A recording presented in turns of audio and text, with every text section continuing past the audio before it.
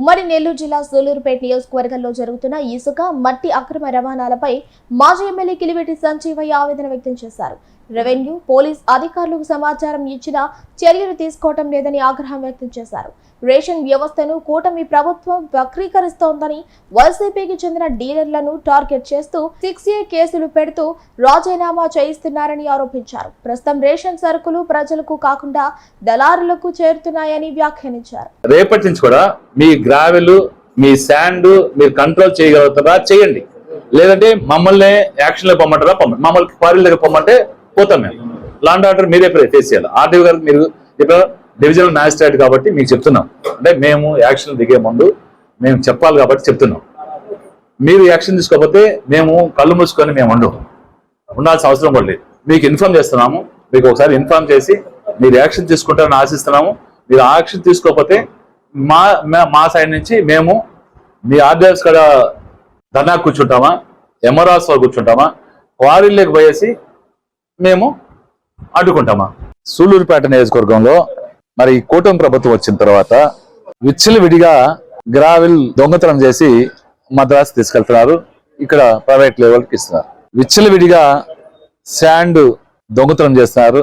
మరి పట్టపగలే, రాత్రులు కాదు, నిస్సిగ్గుగా ధైర్యంగా పట్టపగలే గ్రావెల్ కావచ్చు, ఇసుక కావచ్చు, మట్టి కావచ్చు ప్రభుత్వ స్థలాలు తీసుకెళ్తున్నారు. మరి అనాథరైజ్డ్ ర్యాంపులను తీసుకెళ్తున్నారు. మరి ఎందుకో రెవెన్యూ అధికారులు కావచ్చు, పోలీస్ అధికారులు కావచ్చు, ఎవరైతే కట్టడి చేయాలో ఆ కట్టడి చేయాల్సిన అధికారులు ఎవ్వరు కూడా పట్టించుకోవట్లేదు. కాల్ చేస్తే నిమ్మకు నిలుతున్నట్టుగా ఉన్నారు. ఇది మాకు సంబంధం లేని విషయం. గ్రావెల్ దొంగతనాన్ని కట్టడి చేసేది మాకు సంబంధించింది కాదు, అది మైనింగ్ వాళ్ళు చేసుకోవాలేమో. శాండ్కి సంబంధించింది కూడా మాకు కాదు, మైనింగ్ చేసుకోవాల్సిందేనేమో అన్న తీరులో ఉన్నారు. పబ్లిక్ ఫోన్ చేసినా కూడా రెస్పాండ్ అయ్యే పరిస్థితిలో ఆర్డీఓ గారు కానీ, ఎంఆర్ వాళ్ళు కానీ ఎవరు కూడా లేరు. పోలీస్ అధికారులు కానీ ఎవరు కూడా లేరు. ఎవరు పట్టించుకున్న పాపాన్ని పోవట్లేదు. ఇన్ని దందాలు జరుగుతున్నా, ఇన్ని అక్రమాలు జరుగుతున్నా ఎందుకో అధికారులు అలసత్వం వహిస్తున్నారు. మరి ఆ లోగుట్టు పెరుమాళకి ఎరిగాం ఎందుకు గమ్మున్నారు. పేపర్లో మీడియాలో వస్తుంది, పేపర్లో వస్తుంది, ఎవరు పట్టించుకున్నారా దాఖలాలు. దీనికి తోడు మనం చూస్తా ఉన్నాం, ఎఫీ షాపుల్లో ఆ రోజు జగన్మోహన్ రెడ్డి గారు మరి వ్యాన్లు పెట్టి నేరుగా ఇంటికి రేషన్ సరుకులు అందించే సందర్భం ఇస్తున్నాం, ఎవరికి ఇబ్బంది లేకుండా. మరి ఈ కూటమి ప్రభుత్వం వచ్చినంత ఆ వ్యాన్లో ఇంటికి వెళ్ళే అందించే కార్యక్రమాన్ని పక్కన పెట్టేసేసి ఈరోజు డీలర్లకి నేరుగా అందించి వారి ద్వారా ఇచ్చే కార్యక్రమం. ఈ కూటమి ప్రభుత్వం ఏర్పడిన తర్వాత వైఎస్ఆర్ కాంగ్రెస్ పార్టీకి సంబంధించినటువంటి డీలర్లందరినీ సస్పెండ్ చేయడమో, 6A కేసులు బుక్ చేయడమో, మరి వారి దగ్గర నుంచి బలవంతంగా రాజీనామాలు చేయించి వాళ్ళ మనుషులకి రేషన్ షాపులు ఇప్పించుకొని, ఇదంతా ప్రీ ప్లాన్ జరిగిన విషయమే. ఎందుకంటే రేషన్ షాపులు ఇప్పించుకొని ఇప్పుడు రేషన్ ఆడికి వెళ్ళట్లేదు, నేరుగా దళాల చేతిలోకి పోతా ఉంది. వాళ్ళు మాత్రం ఏం పట్టించుకోరు అధికారులు. ఇక్కడ ఒక గ్రామంలో 85 రూపాయలకు విలువ చేసే చక్కెర అక్కడే ఉంది, ప్యాకెట్ చినిగిపోయింది.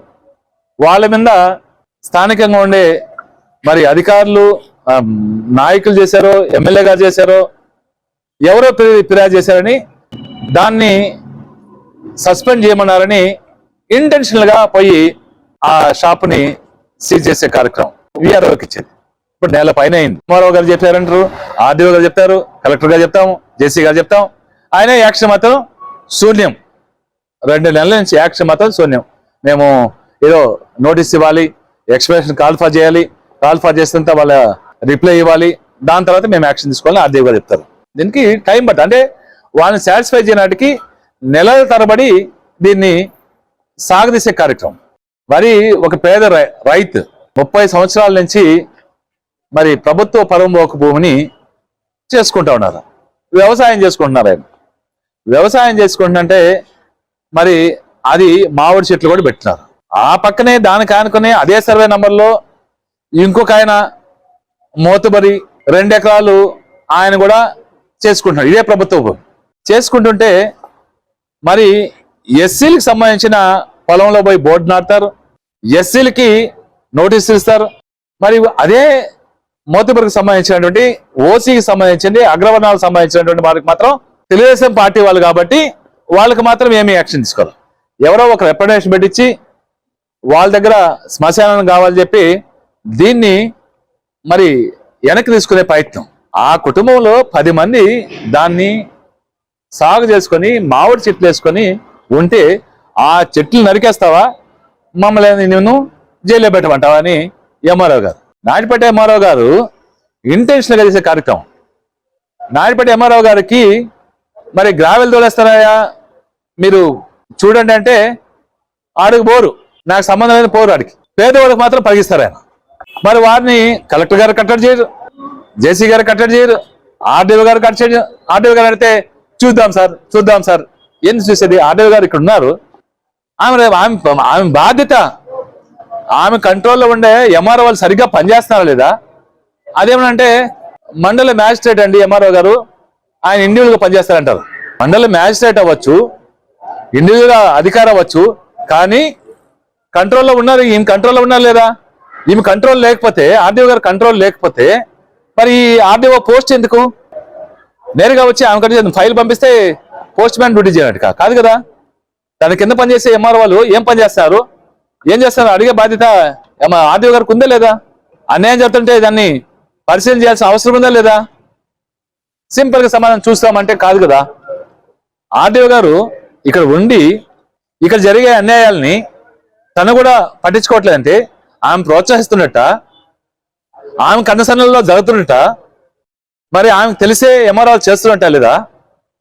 ఎంఆర్ఓ ఆమె తెలియకుండా చేస్తుంటే వాళ్ళని కట్టడి చేసే బాధ్యత ఆర్డీఓ గారికి ఉందా లేదా? ఆర్డీఓ గారు సమాధానం చెప్పాలి. ఒకరు చెప్తా ఉన్నాం, ఈ నియోజకవర్గంలో అక్రమాలు జరుగుతున్నాయి, అన్యాయాలు జరుగుతున్నాయి, సామాన్య ప్రజల్ని ఇబ్బంది పెడతా ఉన్నారు, సామాన్య ప్రజలకి పెన్షన్లు ఇచ్చే కార్యక్రమం కూడా జరిపించేది లేదు, పార్టీలు చూసే ఇచ్చే కార్యక్రమం నడుస్తూ ఉంది. మరి అధికారులు సక్రమంగా పనిచేస్తారా లేదా? లేకుంటే మేమే ఆర్డీఓ గారు అడిగితే చూద్దామండి అంటున్నారు. అంటే ఒక ఎక్స్ఎమ్మెల్యేనో లేకుంటే ఎవరో చెప్తే గానీ తను పట్టించుకోవాలని అర్థమవుతా ఉంది.